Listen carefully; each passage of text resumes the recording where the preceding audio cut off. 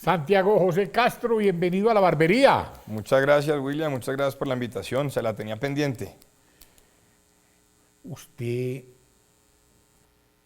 usted es Godó, ¿cierto? Conservador, Yo soy conservador de doctrina.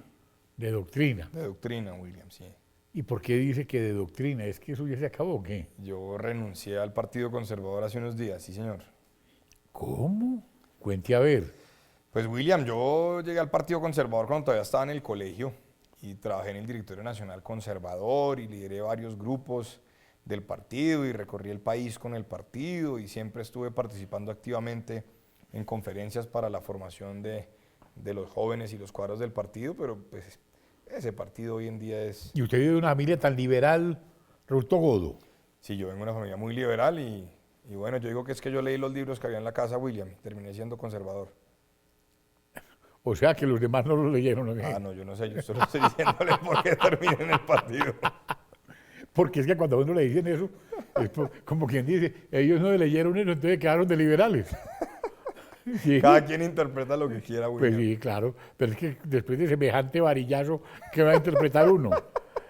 Eso sí es una cosa, eso sí es una cosa de una persona que sabe decir las cosas inmediatamente.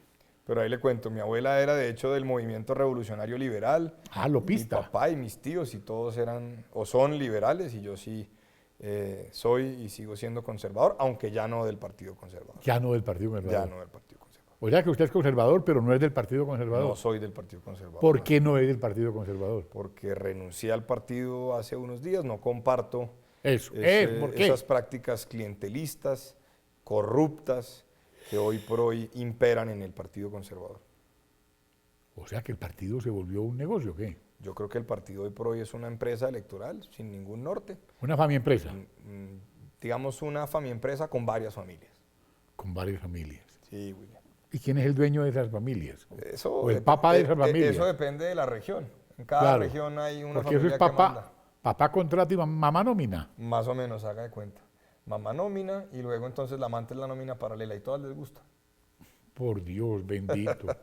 O sea que lo que decía Laureano Gómez y lo que decía el doctor Ospina Pérez, Guillermo León Valencia, Misael Pastrana, todos estos grandes líderes del Partido Conservador, eso ya desapareció. Eso ya desapareció. Eso quedó en unos libros muy buenos que hay que leer para mantener la doctrina conservadora. Pero el Partido Conservador de hoy no representa eso, William. ¿Y usted qué hace? ¿Yo qué hago en qué sentido? Pues en la vida, usted es profesional. Yo trabajo en Radio Red de RCN, en La Hora de la Verdad, y trabajo en la Universidad Sergio Arboleda, William. ¿Y en la Universidad de Bolea qué hace? Yo soy el vicedecano de la Escuela de Política y Relaciones Internacionales y el director de la maestría en Política y Relaciones Internacionales. Ah, pero usted está a la moda, como para hablar de política internacional. ¿Cómo ve lo de Trump? Pues William, a mí me llamó muchísimo la atención. De hecho, ¿Sí? yo escribí un artículo en el diario Portafolio hace varios meses, si mal no estoy, en el mes de julio, Sí, donde yo trataba de revisar cuáles eran las posibles variables que incidirían en esa elección de noviembre. Y yo creo que alcanzamos a vislumbrar que un triunfo de Trump era posible. Yo creo que es un despertar para la clase política norteamericana que se dio cuenta que hay un cansancio en la ciudadanía. No le puedo negar que sí me tomó por sorpresa. Yo pensé que Hillary iba a lograr triunfar, pero ese día, eso de las 9 de la noche, haciendo cuentas en la oficina, nos dimos cuenta que sin lugar a dudas el presidente era Trump. con lo de Trump se va a revolucionar la política norteamericana, se va a regresar, ¿qué va a pasar? Mire, yo creo hay dos cosas. Lo primero es que Trump es bastante radical en algunos asuntos puntuales, sobre todo en materia económica y Sí. de política exterior, Sí, pero sin lugar a dudas el sistema político en los Estados Unidos impide que el presidente haga lo que le venga en gana. De manera que si algo radical, por decirlo de alguna manera, llegase a pasar, es porque el Congreso de los Estados Unidos va en ese sentido. Pero dos, también creo que empieza a resurgir un nacionalismo que podría ser peligroso, pero también podría ser, entre comillas, benéfico para algunas economías. Estamos viendo lo que está pasando ahorita en el Reino Unido, que el Parlamento tiene que aprobar la salida de la Unión Europea, vamos a ver qué pasa en las elecciones en Francia, vemos cómo Vladimir Putin mantiene unos índices de favorabilidad pues muy importantes a nivel doméstico, por supuesto que afuera no. Y yo creo que mal que bien esta idea del libre comercio está bajo ataque. Yo personalmente pues defiendo el libre comercio, el liberalismo clásico por decirlo de alguna manera, pero por supuesto que hay reacciones en los estados-nación y Trump puede ser reflejo de eso. ¿Cómo puede influir lo de Trump en Colombia? Mira, a mí me parece que Rex Tillerson, el nuevo secretario de Estado, pues ya fue confirmado por el Senado de los Estados Unidos, y el secretario de Defensa y el nuevo fiscal general han sido muy claros en la lucha contra el narcotráfico, en la lucha contra el terrorismo.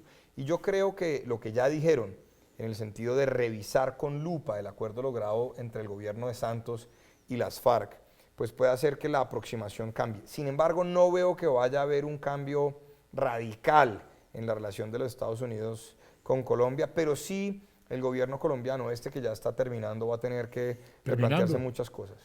Pero pues ya le quedan 2 años, ya 1 año y medio. Este estadista Timochenko está hablando de la transición. Él está hablando de la transición. En eso sí le puedo decir que el gobierno de los Estados Unidos es el principal opositor de esa idea de un posible gobierno de coalición para la paz. Eso sí no tiene ningún sentido. Pues no tendrá ningún sentido para el señor Tillerson. Señor Santos, en el 97, sacó un documento que lo tengo incorporado en mi tesis de grado, donde hablaba en el año de 1997. En gobierno Samper. Gobierno Samper. Decía, hay que hacer un frente nacional con la guerrilla. Bueno, eso quiere decir entonces que eso que afirmó en 1997 lo vino a hacer ahora en estos 6 años de gobierno, a pesar de que llegó a afirmar lo contrario en ese libro de Jaque al Terror, William. Pero ¿cómo es la vaina? Porque es que el doctor Santos dice una cosa, Álvaro Uribe lo recoge, lo nombra ministro de Defensa, César Gaviria lo nombra ministro de Comercio Exterior, Andrés Pastrana lo nombra ministro de Hacienda, hace un recorrido por el Estado, no sé si aprendió o no aprendió, lo único que sé es que revolcó esto y nos cambió la Constitución por un mamotreto de 310 hojas. Pues William, yo creo que Santos tenía claro que él quería ser presidente por encima de lo que fuera. Yo por eso nunca voté ni votaré por Juan Manuel Santos. Bueno, ya afortunadamente nadie puede volver a votar por él. Pero sí creo que fue muy astuto, supo jugar sus cartas y pues nos ganó la partida, William. Eso también hay que aceptarlo.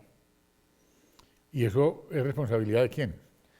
Yo no me atrevo a acusar a nadie, pero yo sí creo que en el gobierno Uribe se le abrieron muchos espacios a Juan Manuel Santos y no alcanzaron a prever lo que vendría después. Aquí hace 1 año, en esta barbería, en esta silla, José Obdulio Gaviria le pidió perdón a Colombia por haber comprometido al doctor Álvaro Uribe Vélez en semejante aventura. Y decía, le pido perdón a mi país por haber cometido ese error. Yo creo que, no creo que los vayan a perdonar, primero, y lo segundo es que yo creo que tampoco lo vieron venir con claridad en ese momento. ¿Qué diferencia sería Colombia hoy si el proyecto original de la seguridad democrática se hubiera mantenido, William? Y si usted renuncia al Partido Conservador, ¿qué va a hacer en materia política? Pues yo actualmente, William, no soy un político en ejercicio. Yo estoy dedicado a la universidad, a mis clases, sí, y en este momento pues al programa de radio La Hora de la Verdad. Pero sí quería ser coherente. Yo creo que hay propuestas muy claras. Yo soy muy cercano al actual senador Iván Duque, quien es precandidato por el Centro Democrático a la presidencia de la República, y también pues valoro positivamente que haya otras candidaturas, como por ejemplo la de Marta Lucía Ramírez, la de Alejandro Ordóñez, la de Oscar Iván Zuluaga, y yo creo que uno tiene que ser coherente. Luego, en política no estoy muy activo todavía, no he regresado a la arena política, William. Pero todas las manifestaciones que usted me acaba de hacer son las de un político profesional. No sabría, William, cada quien interpreta lo que corresponde. Interpreta, pues que yo fuera vos, no entendería. Usted piensa que porque uno es un barbero, pues uno no entiende. Si aquí es la fábrica de chismes más grande del mundo, porque aquí es donde uno confiesa a la gente y la gente le cuenta a uno las cosas. Entonces, digamos que vamos a tratar de incidir en las elecciones de 2018 a ver si Colombia retoma el ritmo, pero desde los campos de acción que nos corresponden. Hoy me tomé un café con Henry y con Andrea. Y hablábamos de la universidad. Y se me quedó a mí una pregunta por hacerle a ellos. Porque yo no sé qué constitución están estudiando ahora, por ejemplo, en su universidad, la Sergio Arboleda, los estudiantes de Derecho. Si la constitución del 91 o ese mamotreto de Cuba. ¿O qué van a hacer los profesores de Derecho Constitucional?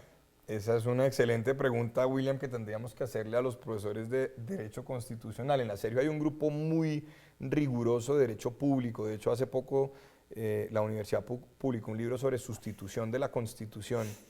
Y a mí me llama muchísimo la atención lo que está pasando, porque en últimas la Constitución Política de 1991 pareciera que ha quedado entre paréntesis, ha quedado en veremos, porque hay muchos asuntos del acuerdo logrado entre el gobierno Santos y la guerrilla de las FARC que van en contravía del bloque de constitucionalidad, por eso querían incluirlo allí. Le aclaro, William, que yo no soy abogado y pues no quiero empezar a decir burradas en términos jurídicos, pero hablando con muchos de mis colegas investigadores de derecho público, están muy preocupados porque realmente pero usted tiene que saber muchas cosas. Usted tiene que saber muchas cosas porque usted está al lado del mejor profesor de derecho que hay en Colombia, que es Fernando Londoño Hoyos. Hemos aprendido mucho, William, por eso no me atrevo a decir alguna burrada porque mañana me regaña. Pues no, que lo va a regañar. No, porque es que cuando uno habla con el doctor Fernando Londoño, uno aprende. Sí, uno aprende mucho. Uno aprende. Y la verdad es que quienes siguen de cerca el noticiero La Hora de la Verdad, de Radio Red, donde usted está, donde yo estoy, nos podemos dar cuenta de lo que se viene para el país, de lo que se anuncia, porque ahí se anuncian muchas cosas. Ahí se anuncian ¿Qué es lo que más le cosas. preocupa a usted de lo que se ha anunciado? A mí me preocupa, digamos, los dos temas que a mí más me preocupan, William, y lo digo con toda claridad, son la economía. Yo veo una economía que no creció ni siquiera al 2% en el año 2016, veo una economía que difícilmente va a crecer al 2,5% en el año 2017. Eso implica que el promedio de crecimiento va a estar por debajo del 4%. El presidente Álvaro Uribe tenía clarísimo que para que Colombia se mantuviera en una senda de desarrollo económico teníamos que crecer por encima del 5%. Ese es un tema. Pero el segundo tema, William, a mí me preocupa la desinstitucionalización en Colombia, por decirlo de alguna manera. Es decir, aquí ahora van a cambiar el sistema electoral en el que habíamos avanzado tanto. Aquí Sí. pretenden reformar la justicia, porque la Justicia Especial para la Paz en última reemplaza a la justicia ordinaria. Por La eso la JEP. Corte Suprema de Justicia se está pues, en JEP, últimas, quejando, Justicia está Especial protestando, para la Paz. y el fiscal también está protestando y demás. Esas son las dos cosas que me preocupan, una desinstitucionalización que ya estamos viviendo y una crisis económica que se ha anunciado. William, aquí cayeron las exportaciones, aquí cayó la ocupación hotelera, aquí la economía no está creciendo, aquí la industria sin reficar parece que se estancó, aquí el consumo está en cero, es decir, no crece. Aquí hay muchas cosas que tenemos que revisar con lupa. Que yo veo que se avecinan unas revocatorias. Y hablaba con dos alumnos de esta universidad, de otra universidad, no sé si es la Libertadores o la Republicana, no recuerdo bien, porque hay muchas universidades en Bogotá. Y le preguntaba yo a Henry y le preguntaba yo a Lina, y yo le preguntaba, ¿cómo ven ustedes el tema ese de la revocatoria de Peñalosa, de Rodolfo Hernández en Bucaramanga? Porque ahora se caen fácil. A ver, Pues digamos expliquémosle que a la gente eso, pues. la nueva ley de mecanismos de participación lo que hace es flexibilizar o quitar algunos de los obstáculos que había para que se hacerla más fácil. con la revocatoria. Porque a mí me decía Henry, que es el productor de este programa, me decía Henry, y la compañera de estudio o que está en otra universidad ahí contigua a la Universidad Libertadores, la Republicana, me decía, pero es que no han podido revocar a nadie. Pues por eso la nueva ley flexibiliza un poco el tema, William. ¿Y Usted cómo? tiene A que ver. recoger ahora el 40% en firmas 40% de en los firma. votos Oiga, Henry, que oiga, fueron Henry. depositados en la última elección. Sí, Y, o el 30, no recuerdo muy bien. 30. Y obtener más del 40% de los votos que obtuvo el candidato ganador. O sea que con 270 para que mil votos, proceda la reforma. con 270.000 arranca lo de Peñalosa. No tengo el dato, pero le puedo decir que es Arranca pues, arranca. relativamente fácil una revocatoria si hay un mandatario que tenga unos índices de favorabilidad muy bajos y contra el que la gente se quiera pronunciar. Pero en es que las si a urnas. Peñalosa, por ejemplo, a Peñalosa lo persiguen los vendedores ambulantes, los de la calle, ¿cómo es? Los habitantes de la calle, Sí, las tendencias estas LGTB, sí. lo persiguen en la Universidad Nacional. Los antitaurinos y los taurinos. Los antitaurinos y los taurinos, porque ese logró hacer una cosa rarísima. Lo persiguen en la distrital, en la pedagogía, en la pedagógica. A mí me decían, Dios. William, que Peñalosa ahora es el candidato de la unidad. Logró que todos se unieran contra él. Yo no sé si eso sea cierto. Y se puede Vamos a caer. ver. Yo no sabría. Yo creo que tendríamos que estudiar un poco más allá cómo va el proceso de recolección de firmas, que se validen las firmas. Usted me habla de sabría, ahora de unas cosas, y luego me decía podría. Y acuérdate de que podría viene de podrir. Yo lo que le puedo decir es que si recogen las firmas y se procede con el proceso de revocatoria, no veo que Peñalosa se pueda tener, se pueda mantener. Y bueno, ¿y qué puede pasar, por ejemplo? Pero voy a llamar a la gente de los barrios de Bogotá, de todas partes, porque estamos hablando de Peñalosa. Deben ser los petristas, que son los que están orquestando eso. Porque Petro está haciendo campañita. Porque yo vi en Cartagena a Peñalosa en el Hotel Santa Teresa bailando feliz allá, mientras aquí recogían firmas. Pues mire, a ver, primero creo que El la 30 de revocatoria, diciembre lo vi. creo que la revocatoria es un proceso válido. Creo que ¿Válido? la ciudadanía puede castigar a sus gobernantes, eso tiene que ser legítimo. Me parece muy extraño que Petro, que tanto luchó contra la revocatoria en su momento y que decía que eso Sí. era un golpe a la democracia y más ahora la esté promoviendo. Pero ese es Petro, ¿no? Petro es lo que los norteamericanos llaman un candidato flip-flop. Un día dice y piensa una cosa y al otro día dice y piensa otra cosa, siempre pensando en sus intereses particulares y los de su grupo político. Ya no se va a hablar de ahora en adelante en Colombia del tema de la paz. Ahora se va a hablar de corrupción. Se va a hablar de corrupción, sí. A Colombia se lo comió la corrupción. A Colombia la desestabilizó la corrupción. La desinstitucionalizó la corrupción, como lo dice el señor fiscal general de la Nación. Sí. Porque yo nunca había visto tanta podredumbre. Yo lo he visto a usted hacer unos análisis sobre temas serios en la hora de la verdad, lo he escuchado, que cuando en compañía del doctor Londoño y su equipo de trabajo hacen unos estudios sobre Reficar, sobre Obredech, ¿cómo es? Sobre Odebrecht, Odebrecht. sobre Ecopetrol, sobre Bioenergy. Hemos tratado de denunciar y seguir informando con relación a estos casos difíciles Sí. de corrupción. Es que, William, un país... ¿Cuánto le cuesta? ¿Cuánto le costó? Según el fiscal general de la Nación, Néstor Humberto Martínez, se han detectado unas mallas de corrupción que le costarían al Estado por lo menos 20 billones al año. Hay otros que dicen que la corrupción en Colombia se está llevando el 30% del presupuesto. Luego, paga las cuentas. A mí me parece que este caso de Odebrecht, William, que están hablando de 11 millones, 33 mil millones de pesos en sobornos, 11 millones de dólares, eso es la punta del iceberg. El Estado colombiano está acabándose por dentro por culpa de la corrupción. Y además es que la corrupción se acepta. Hay unas frases, William, por ejemplo, le dicen a usted, es que lagarto que no salpica se ahoga, en aras de alegar que aquí hay que repartirle sobornos y coimas a todo el mundo. Y lo más triste es que la clase política convivió con eso durante años. Bueno, ¿y la justicia qué? Y la justicia también. Es que, William, vaya usted nomás aquí a las cafeterías que hay alrededor de los juzgados de Palo Quemado y escuche lo que hablan los abogados. Y dicen cuánto hay que pagar aquí, cuánto hay que pagar allá. Yo no entiendo cómo es que la Fiscalía no tiene fiscales encubiertos para empezar las investigaciones que corresponden. Pero yo veo este fiscal muy... Espero que este fiscal y espero que este procurador hagan lo que han anunciado que van a hacer, que es una lucha frontal contra la corrupción. Pero mire, el presidente dice que ahora que se ganó la lucha por la paz, ahora empieza la guerra contra la corrupción. Aquí no se ha ganado nada. En Colombia todavía no hay paz. En Colombia lo que hay es un Estado que por culpa de la corrupción la ciudadanía empieza a considerar ilegítimo. Espurio. Ilegítimo. No, porque es que espurio desde la elección, porque para nadie es un secreto que a Oscar Iván Zuluaga lo derrotaron en otras condiciones.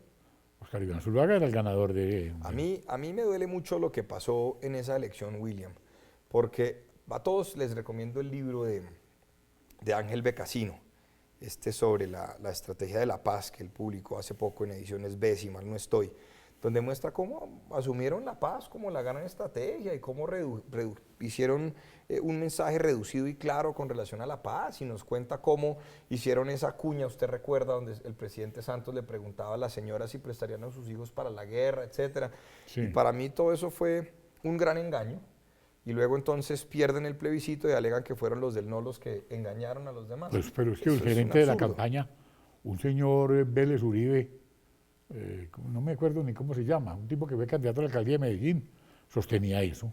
Juan Carlos Vélez Uribe no sostuvo nunca eso. Juan Carlos Vélez Uribe en un pasillo se puso a hablar, yo creo que desde la rabia que tenía, porque él alegaba que no le habían dado el mérito que merecía o lo que fuera. Sí. Y nunca hemos tenido el audio de eso que pasó, pero yo sí le puedo decir, William, que ahí no hubo ningún engaño. ¿Qué se dijo en la campaña del no? Y yo estuve, y usted sabe, también muy metido en ese asunto.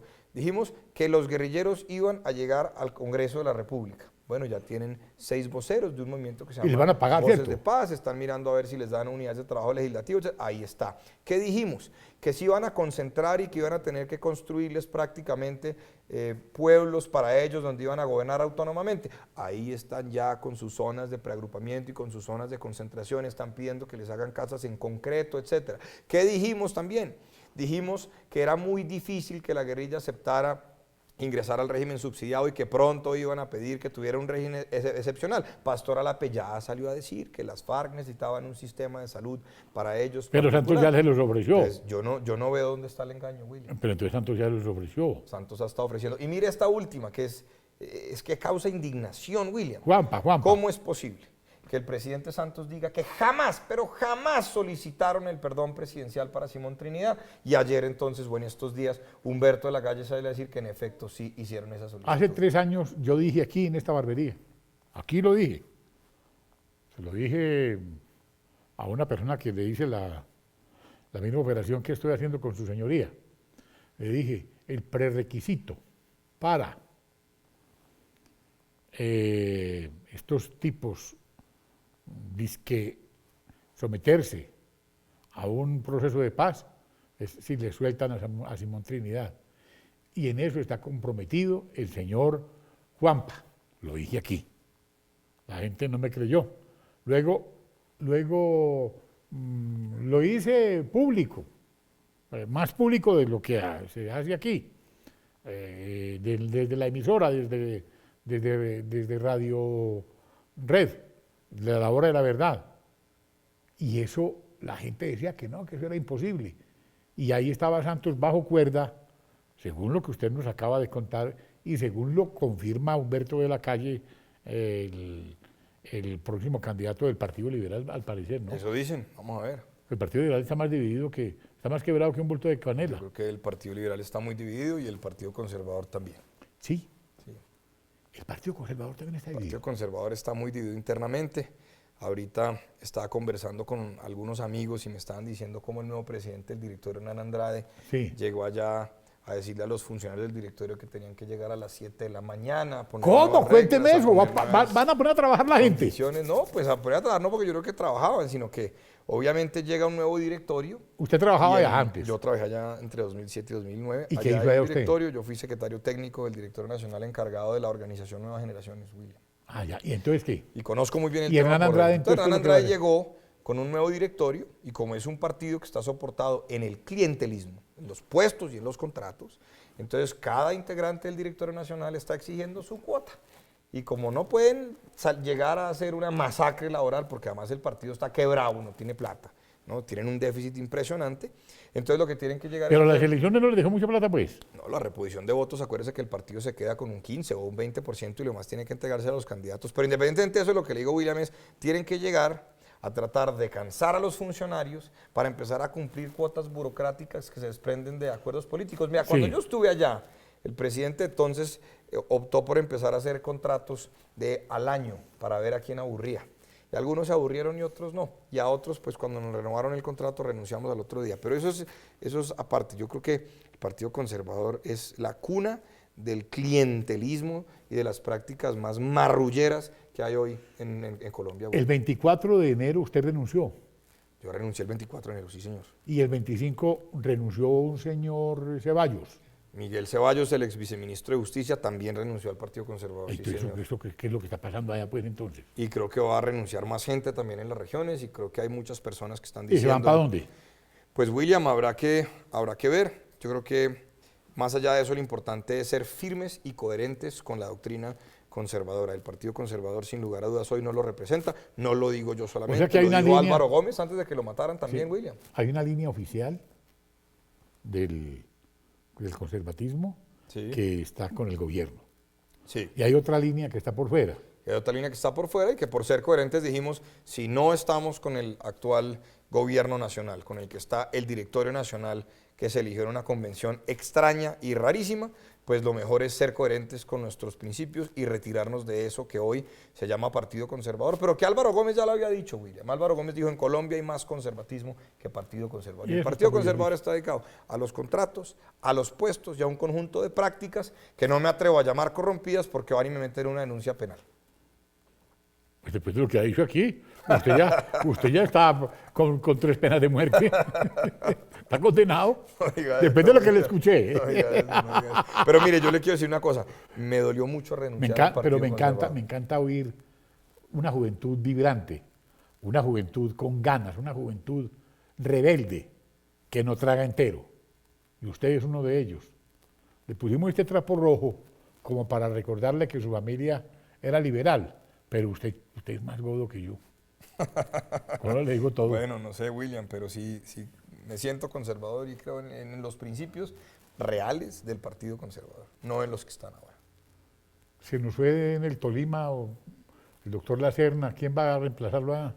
Ahí está aspirando Miguel Barreto. Miguel Barreto es el actual ¿Es representante. un hijo del gobernador o qué? Es el primo del gobernador, William, y por supuesto que están moviendo pues todos los cargos y los beneficios de estar en el gobierno departamental para tratar de sacarlo senador.